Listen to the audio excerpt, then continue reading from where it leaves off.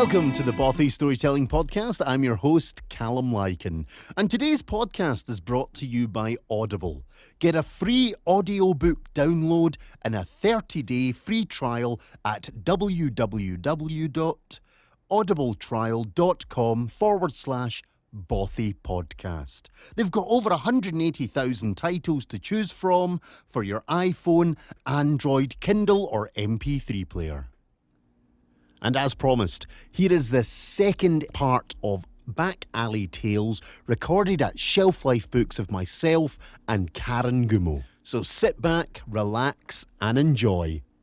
And the next story I'd like to tell you is an Edinburgh tale about another very strong woman who fell on bad times. Maggie Dixon was, by all accounts, a beauty of Edinburgh. She was loved by all. She worked and lived in Fish Market Close, just off the Royal Mile. She was a stunning creature, so it was there was no doubt that every morning she would go out and all the young men would be crowding round her and buying her fish. And all of a sudden she'd be out of wares very quickly. But unfortunately, even with that sort of fortune, Edinburgh wasn't supporting her and her husband.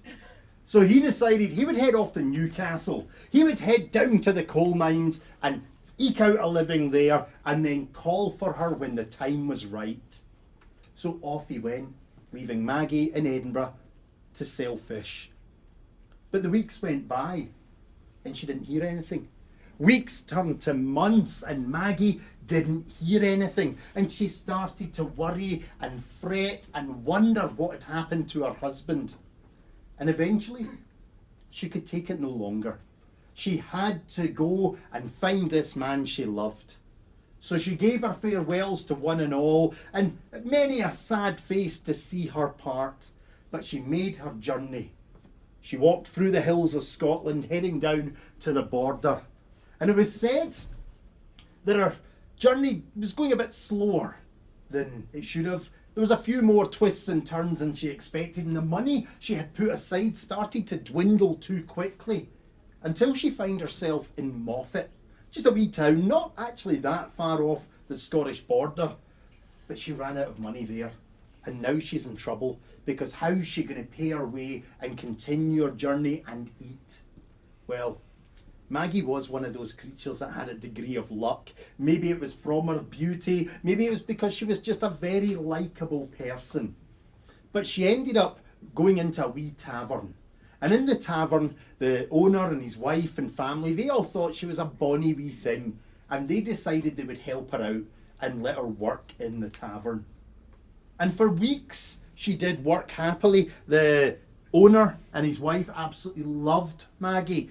The sons and daughters loved Maggie. All the other staff loved Maggie. And as the months ticked on, as she earned money and more money, it actually became a little obvious that one of the sons maybe loved Maggie a little bit too much. And after a series of wooings, Maggie must have gave in because she found herself pregnant. And this was a problem.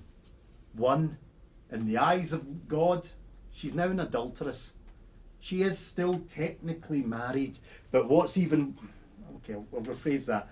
But what's just as bad is she's pregnant and she didn't register for documentation to get pregnant. In old Scotland at that point, you actually needed to go to the council and say, I'd like to get pregnant and get a certificate. She didn't have that, so she is now breaking two laws and Maggie is terrified. What will people think about her, but more so, what will the courts do to her? So she starts to do the one thing she thinks she can do, and that's hide the pregnancy. She starts to tighten the corsetry. She starts to wear more fitted clothes to hide the bump as the weeks go by into months. She does everything she can to conceal this bump growing. And unfortunately, she goes too far. And one day, Maggie gives birth to a stillborn child. Now, Maggie is panicking because now things have got worse. And she does the only thing she feels she can do, and that's to try and hide the child. She sneaks down to the local river and she wraps it in shawls and tucks it under the bank where all the grass is and all the reeds grow. And she slips back into the village hoping that that is the end of everything. But sadly for Maggie, her luck had run out. Within a few days, a couple of local fishermen were down there and they noticed a strange wee bundle bobbing in the water. And when they picked it out, they discovered the child. It was taken to the local magistrate, and it wasn't long before 2 and 2 was put together and Maggie was accused, rounded up and dragged back to Edinburgh. She was flung in the cells of the Tolbooth prison to await charges. And during the court case, it was pretty much a done deal. Adultery, not registering the pregnancy, concealing the dead body. These were all grievous offences, and Maggie was condemned to hang at the gallows. There is a picture on here of me at the actual spot. Down in the grass market, there is a beautiful area, open area, but on the ground, if you were to visit, you'd actually see in concrete the shape of the hangman's gallows, because that is the major place of execution. Maggie was walked down Executioner's Walk, as it was known in Edinburgh, which was a path from the Tolbooth weaving down the streets. It's a very complex path to describe because most of it doesn't exist anymore, but it would weave down steep hills into the grass market. And it would be a gauntlet. For those condemned, the streets would be thronging with people throwing everything at them. Bricks, rotten food, insults. It was a horrible experience. Unless you were Maggie. Because the only documented time in Edinburgh's history this didn't happen was for Maggie Dixon. She was so loved and respected. When she was brought from the Tolbooth, the air was just filled with crying and pleas for mercy. People were throwing flowers at her feet as she was taken down that route. But it fell on deaf ears, and Maggie Dixon was hung at the Grassmarket gallows. It was said it was a lovely spring day. And when her body dropped, the crowds actually swarmed in to protect the body. Because sadly, the hung criminals were usually given to the anatomists to be taken away for dissection, and nobody wanted this to happen to Maggie. So they protected her body until it was safely put in the coffin, and then the procession walked from Edinburgh. They were taking her back to her place of birth, a little place called Musselburgh, just outside the city. And it was a beautiful day, it was said, and the funeral party was quite large. They're pulling the cart, they're all quiet and thinking about poor Maggie. And then they saw the tavern en route. Now, a good Scottish tradition is toasting the dead. We try not to mourn, we actually try and toast their life. So they all went in to the tavern and they had a wee dram, leaving Maggie's coffin in the street. The problem is in Scotland. Was it supposed to be funny? Okay. The problem is in Scotland, one dram never sticks to one dram. We usually have 2 or 3, and it was said that the funeral party inside toasting this wonderful woman, the stories went on and on and on, and they spent a good few hours in there, leaving that body stewing on the street. But soon enough they gather their wits and they realise it's time to go. They gather up the coffin and they head towards the graveyard.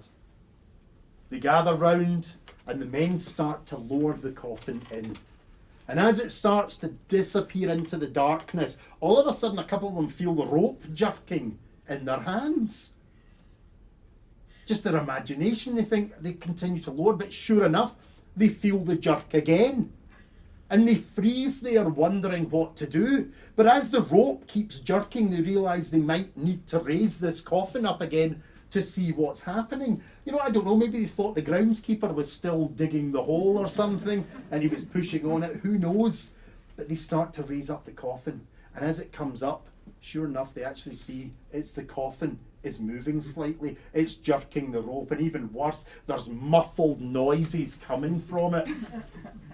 We're a superstitious race back then. Half of the mourners head for the hills, thinking the worst. The brave ones raise the coffin and then pop it open. And their surprise when there is Maggie, her eyes wide open, breathing, but her throat raspy, red raw from the noose. She's still alive. Well, the mourners know what to do immediately. They've got to hide her. You see, if it's found out she's alive, she'll be taken straight back to jail, tried, and potentially sentenced again. So they smuggle her, wrap her in clothes, and get her out the graveyard. They dump the coffin, fill it in, and head. They take her back to Musselburgh, to her family home. And for a few weeks, everything is good. Until obviously somebody spoke in the wrong place. Because shortly after, the city guards appear at the door demanding Maggie, and she is dragged from her home back into Edinburgh, just in front of that building where the toll booth would have been.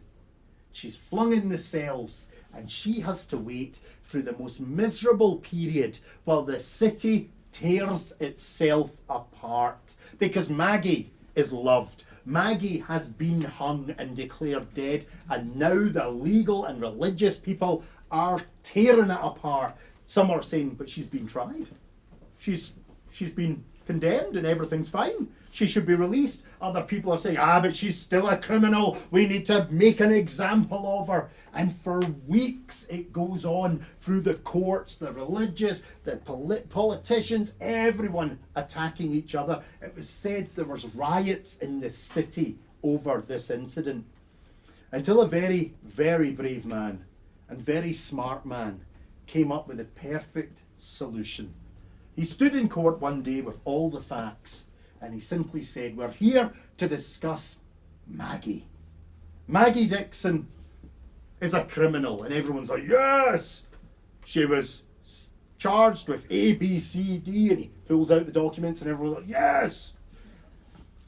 Maggie Dixon was sentenced to death, is that correct? Everyone's like, yes, you know, pull out the paperwork, here it is again.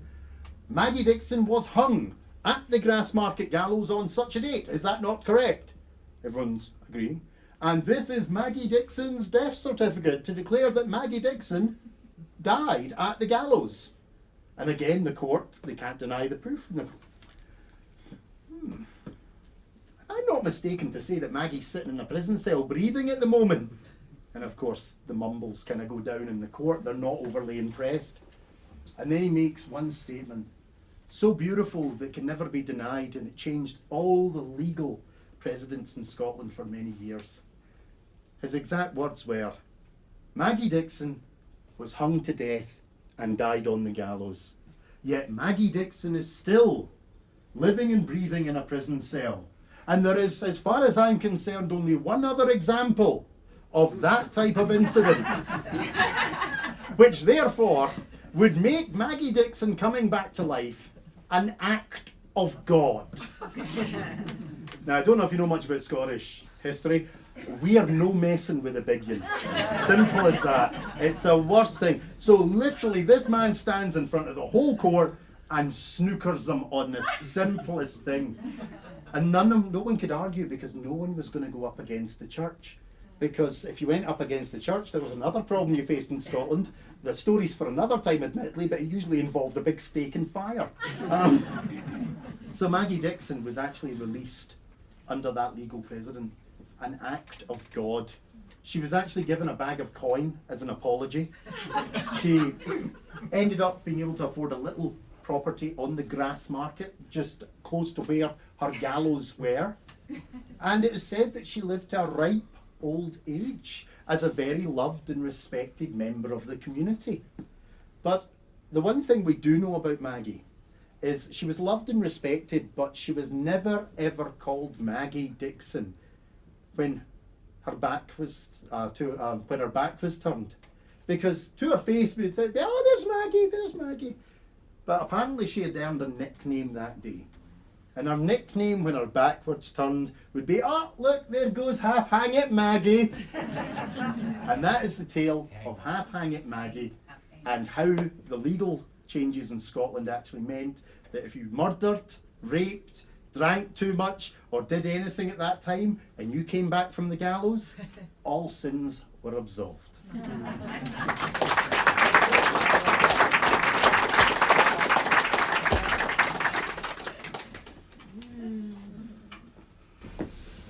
Strong and stalwart mountain woman was Agnes Gummo, and she rose again. Agnes Gummo, keeper of secrets, Agnes Gummo with a tale to tell. There were tales for the children, tales for the adults, and tales as yet untold.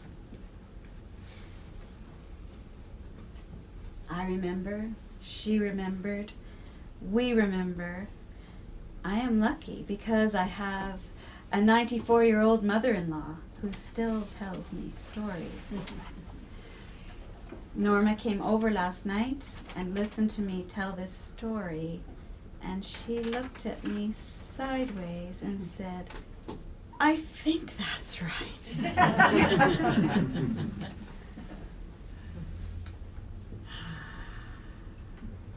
Maybe some sounds of the alleyways of Sunnyside again. It was a Sunday, and after church at Hillhurst Baptist, after church at Mount Calvary Lutheran, Tommy Gummo and Norma might invite Agnes, widow, for Grandpa Gummo had died in 1947. She was alone and she liked to be included in outings going westward. They would go to Cochrane, to McKay's ice cream parlor. But on the way, there would be a stop maybe on a prairie hill where you could look over at the mountains. Grandma Gummo, Agnes Gummo, lured children in with butterscotch lifesavers. They were by turns comfortable and uncomfortable with this powerful, matronly, stern woman, but they liked her stories, and they snuggled into the folds of her skirt. And she told them things they liked to hear about their daddy, Tommy Gummo Jr., Thomas Butler Gummo Jr. He was 2 years old in 1917 when we came to the siding, to Hector Siding, right along the shores of Wapta Lake. Grandpa Gummo had gone ahead. 43 years old, still a man with muscles, and with a crew of helpers had built a log dwelling, an outbuilding, and shelters for the animals, for we would need horses to haul in the fire-killed timber that was going to make us our money, to bring us our keep. Tommy was 2, Molly was 5, and Wilfred was 7. They watched in wonder as we took them up to the home that they would dwell in. They watched in wonder as we dipped into the quicksand springs to get our water. They watched in wonder to see the ferns and lilies and hellebores blooming all around our lush place there in the mountains. I had to do the cooking, Agnes told them. Well, there were all those people, those workers, making things happen. And there were the family, the hungry family. It was a long ways to go for groceries. It took a whole day. And she told them of that fateful day when she'd gone into Banff, the hour-and-a-half journey there, hour-and-a-half journey back, with a load of groceries. After a good amount of visiting with the Crosbys and the Weirmouths and the Petos, and she pulled the bell as they came near to Hector Siding, which was no more than a wooden platform. And the engineer must have had his head in the boiler, for he went sailing past. An angry and perplexed Agnes Gummo got off the train at the next siding and looked for a hand car to take her back to the place where she belonged.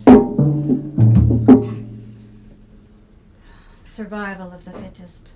Survival of the fittest. Tommy Gummo, always wanting to be helpful, was called into service. The only communication they could get in those early years was letters dropped off on the platform by train. There were wild things in the woods, wild things that you needed to be wary of. But a boy who was 5 could conquer them all, and he could be helpful. So Agnes set to work in the kitchen and sent him off down the way. He would pick up the bag of mail, a letter from Olive in Chicago, a letter from Fred in Saskatoon, and something else. And then she stopped. Sometimes the bear liked to go in the back and rifle through their cans and remnants of things that they seemed to toss there. She opened the door. There was Tommy, 5-year-old Tommy, carefree, sauntering up the pathway with a mother bear and her cub in close procession.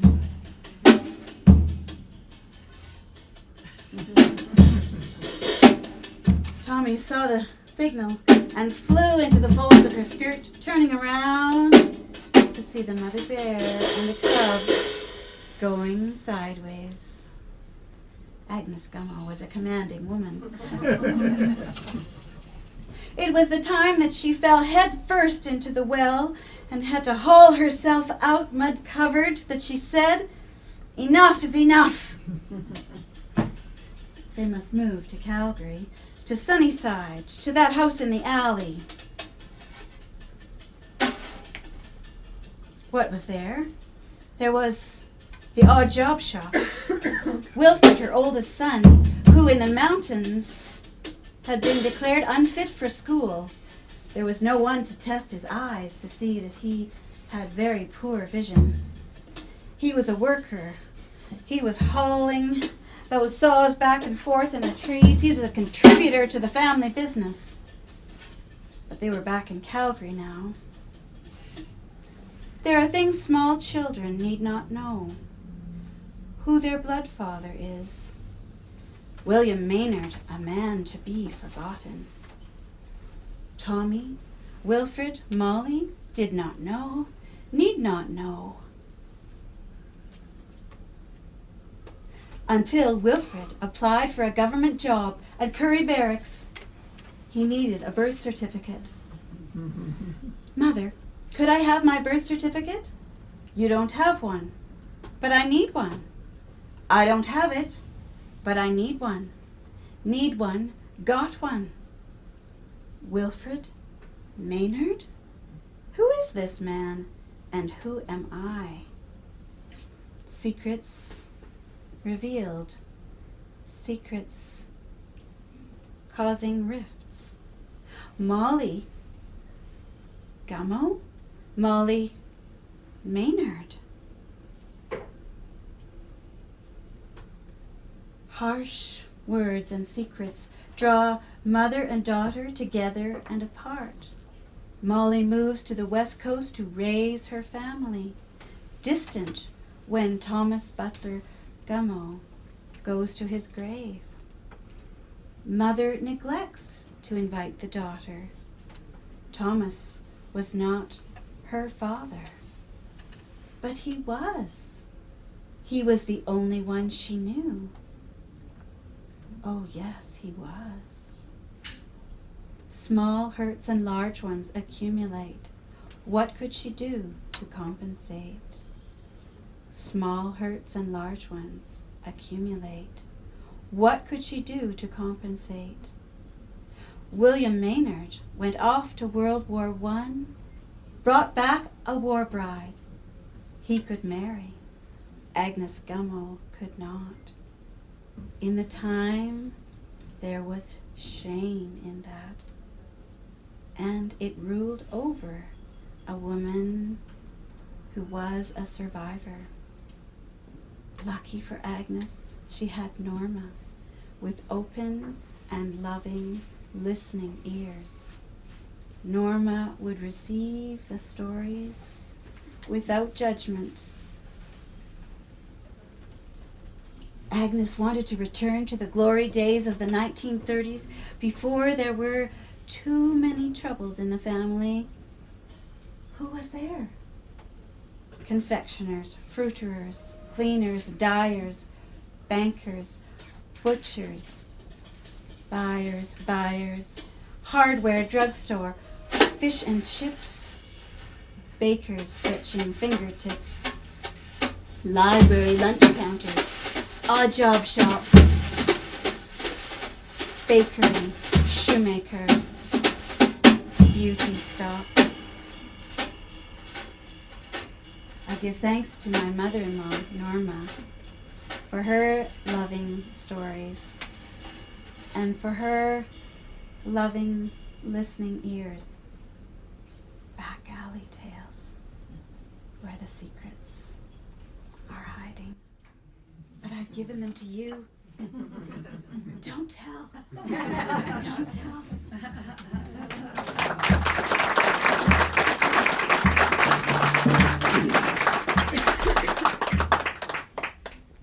Okay. One last one for the road, I suppose.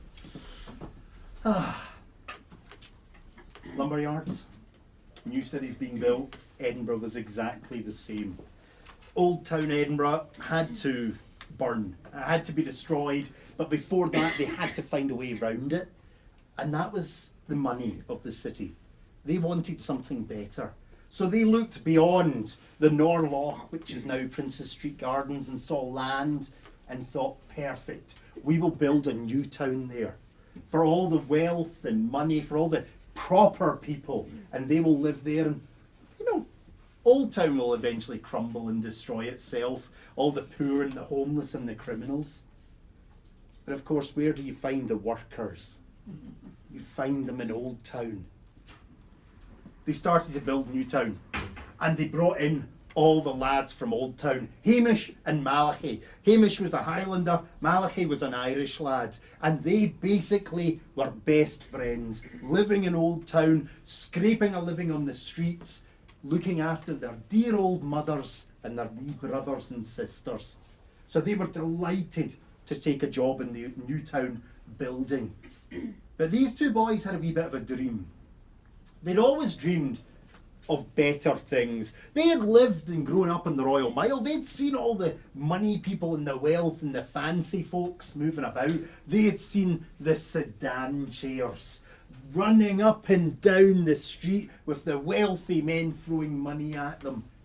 Hamish and Malachy, this is what they wanted. This was their goal. They'd always wanted to have their own sedan chair business. But they knew there was no way around it. They had to work. They had to scrape a living. So they got a job helping in the New Town, and as the months went by and they started to earn their money, they realised that their employer seemed a fairly decent fella. And they hatched a wee plan. We'll ask if he would loan us the money. We will keep working and pay it off, but we'll also get our sedan chair business and make more money. Oh, it's a great plan. I hasten to add, this was Malachy's idea. He, being Irish, always felt he was a wee bit more intelligent than the Scotsman. Well, they went to their employer, this amiable fellow, they thought, and had they judged badly. This man was horrendous. As soon as they asked him, he literally laughs in their face. He thinks this is the most funny thing ever. Two lads like you growing up on the rough side doing that, forget it. But to make matters worse, he decides because of their cheek, you're fired. And he basically kicks them off site. Now these two lads are without any income. They've hedged it all on that. What are they going to tell their dear old mas and their family? They're miserable. They're sitting wondering how to get round this, and Malachy comes up with it. I know what we'll do. We'll rob him. And Hamish, being a good boy, he's like, can he be a criminal? And Malachy's like, no, don't, you've got me wrong. We'll rob him, but we'll pay him back. Look at it as a loan. And Hamish kind of gets his head round it and says, I will do it. So they go to case out where this man lives. And he lives in one of the big tenements in the grass market. And they go down there and they look up and they realise the big problem. He's about 5 or 6 floors up. And they're thinking, how are we going to get up to him? Of course, Malachy, he's got the answers. We need a rope. If we've got a rope, we can climb up the building. I just want to see if anyone sees the flaw with that immediately. It was never disclosed. They now think this is it. If we get a rope, we can climb up the building, we'll break in, we'll take some money, we'll basically buy our sedan chairs, then we'll pay him back as quickly as we can. He won't even know it's missing. Genius. So now they need a rope. Rope is an expensive commodity. They've got no money, so they go around all their building site friends begging and pleading, and nobody is willing to help them. Nobody's going to give up that and potentially lose their job for handing over valuable rope. So the two boys, they're absolutely heartbroken. They do not know what to do. So they plump themselves down. There's a flight of stairs just behind these people here on the steps of St. Giles Cathedral. They plump themselves down and they are miserable. Nobody's helping. They've lost their jobs. Their now families have got no money. Their brothers and sisters are going to starve. How are we going to get round this? And that's when it comes to Malachy. We may as well just go in and pray. It's the last thing we've got. God will help us. He'll give us the answer. Hamish is a religious lad, and he thinks, well, that's pretty sound advice. So they plod off into St. Giles, and it's a beautiful building.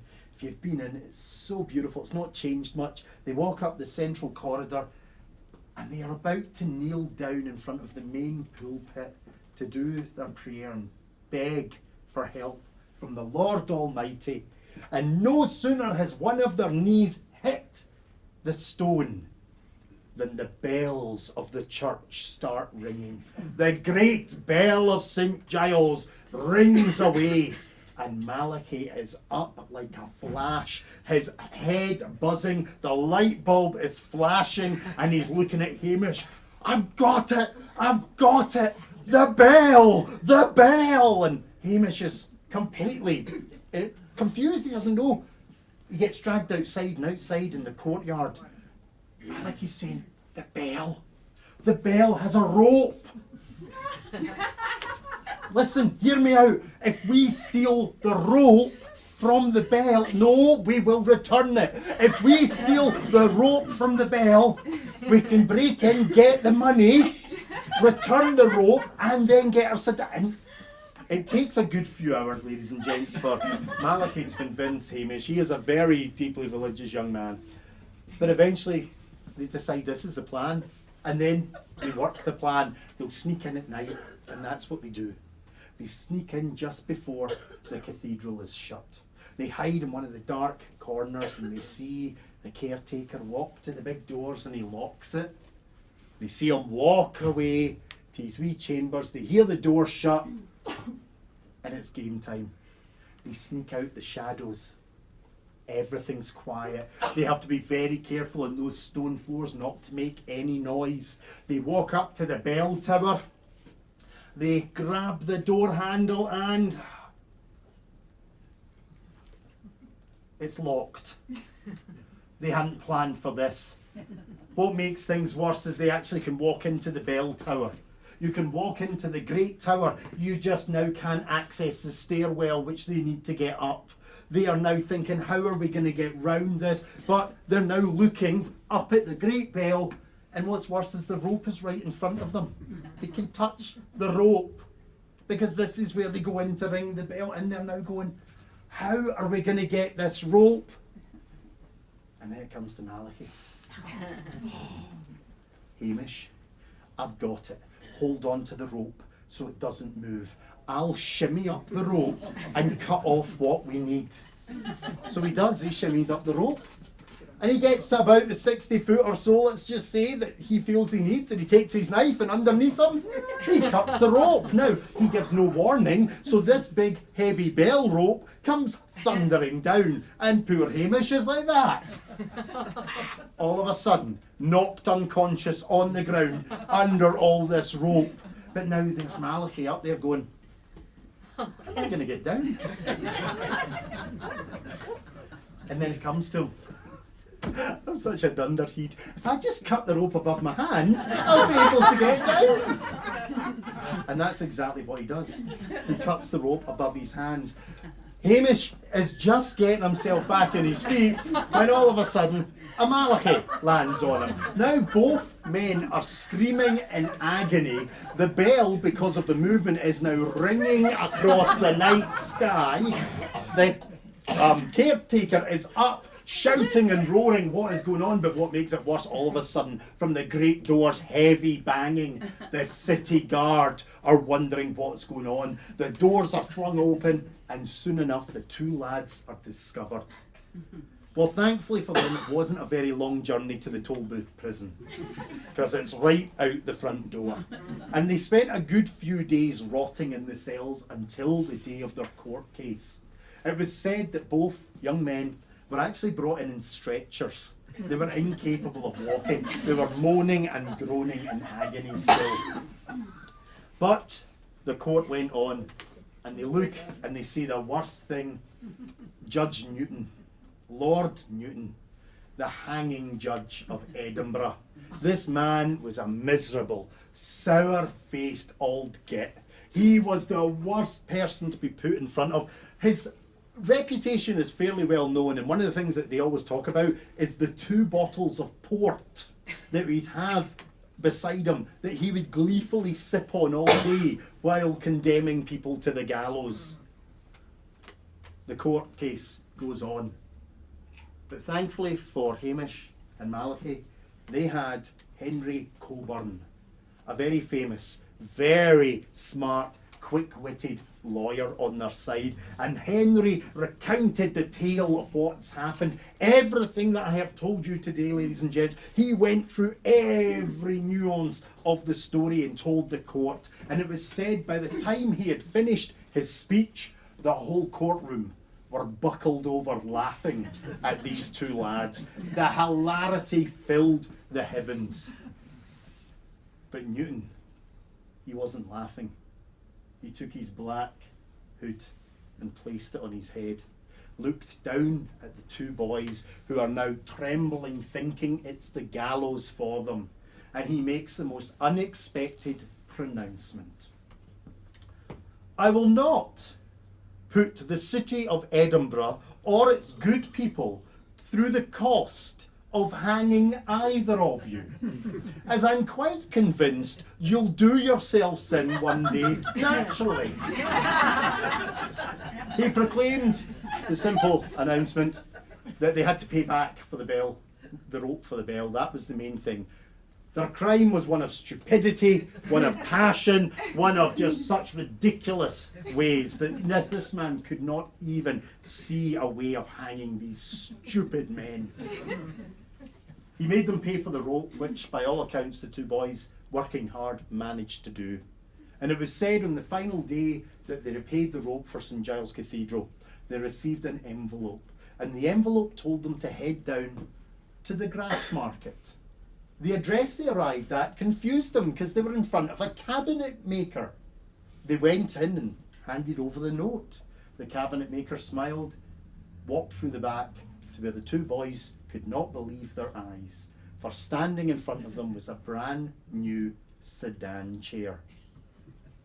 There was no note to say who it was from. The only thing that said is, you will pay it back in time. And the two boys worked every day out with that chair. They became the most successful sedan chair runners in Edinburgh.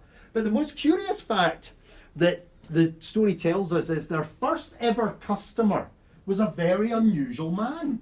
He was the very same Lord Newton, the judge that thankfully saved them from the gallows. The two boys were terrified at seeing him, so terrified that they weren't even thinking about making that man pay for his ride.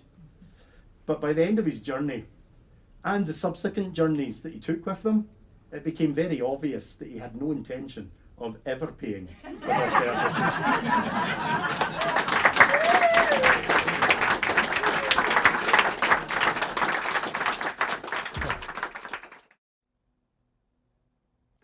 And that was the second part of Back Alley Tales with myself, Calum, Lykan and Karen Gummo, recorded live at Shelf Life Books in Calgary.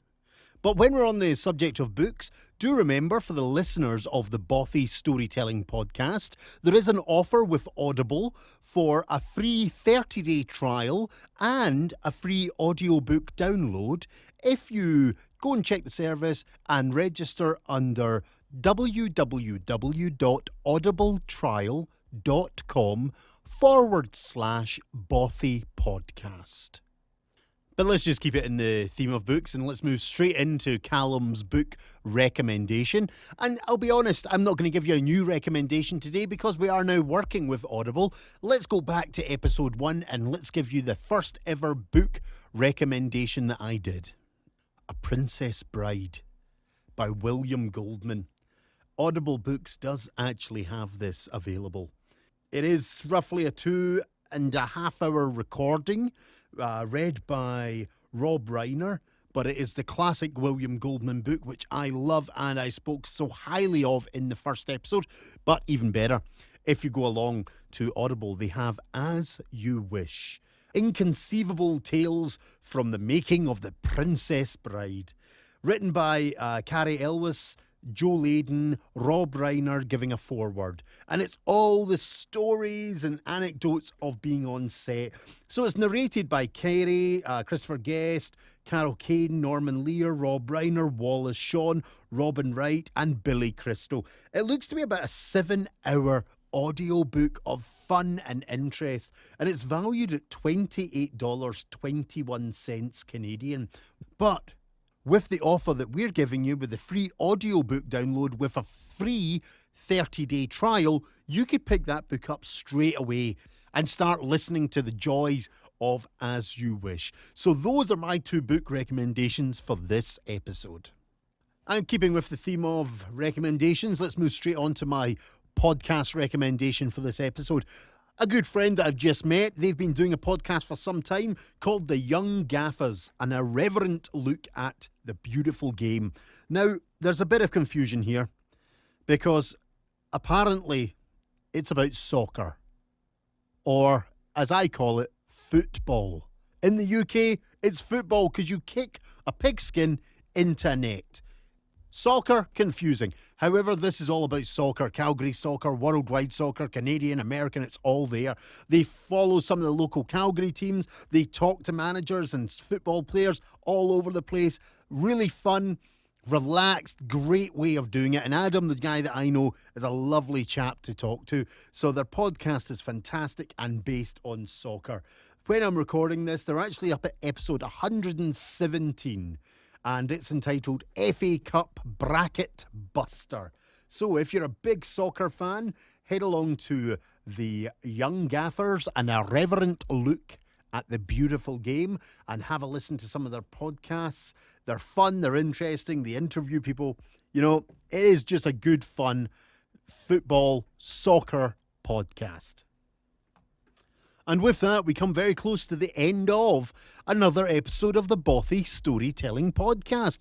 But do remember, we also have our Patreon page. So if you're interested in supporting the podcast, get onto Patreon. Look at the tiers. We've got reward tiers from $2 up to about $45 with various gifts, various entitlements. So have a look at that. And if you think you would like to help me develop this podcast, make it more professional, equipment, better guests, more interesting subject matter, then become a patron and allow me to develop this podcast to its maximum potential. But with that said, ladies and gents, I'm going to bid you farewell to another episode of the Bothy Storytelling Podcast. This is episode 4.5, which was the second half of Back Alley Tales with myself and Karen Gummo. The next episode, Oh God, I promised you love stories, didn't I? What was I thinking? I've now got to try and figure out love stories. Hopefully, I'll be able to find some people to tell a few more stories for you in the next episode. Sadly, I missed a lot of the Valentine's festivals. There were some storytelling events, but I had other commitments that night, I'm proud to say. And I didn't get to record some of the stories I was hoping to do for this episode. So, the next episode, love stories. It might have a very cunning and ingenious title, something like It's All About Love. One would like to think I might become more imaginative over time. But ladies and gents, thanks for enjoying and listening to another episode of the Bothy Storytelling Podcast, and we'll see you all next time.